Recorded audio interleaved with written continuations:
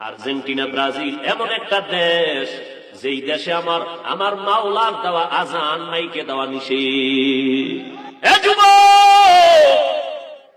মানুষের চলাচলের রাস্তা আটকাইয়া যারা পর্দা লাগায় খেলা দেখো, ইসলাম নিষেধ করেছে মানুষের চলাচলের পথ বন্ধ করবি না, হারাম।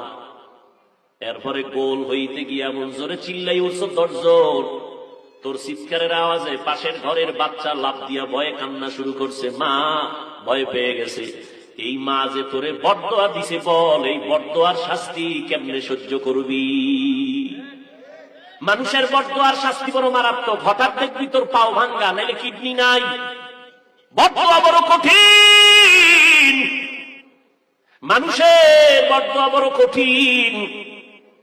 তোর বাচ্চা যদি ভয় লাফাই উঠে কারো আওয়াজে, তুই তো তার মাইরা ফালানোর জন্য রেডি হয়ে যাবি। আমার বাচ্চারে তুই কেন ভয় দেখাইলি? তোরে সার নাই।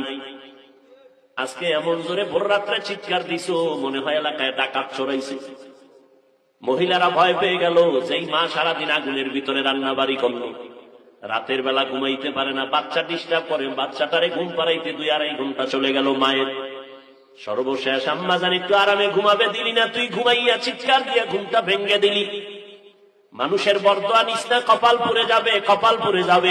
আর এই পোড়া কপালের শাস্তি মরার আগে হবে, মরার পরে না, আগেই হবে, লিখে রাখ। মানুষের কষ্ট দিয়া বরদোয়া নিবি না, সাবধান। ও আল্লাহর বান্দা, সারা রাত খেলা চাইলি, ফজরের নামাজ পড়লি না, এশার নামাজও পড়লি না, একদিন তো মরবি। এই কথা তো যদি হিন্দুরে বুঝাইতাম, ওরা বুঝতে একটু চিন্তা করতো। তুমি তো মুসলমান, তুমি কেন চিন্তা করো?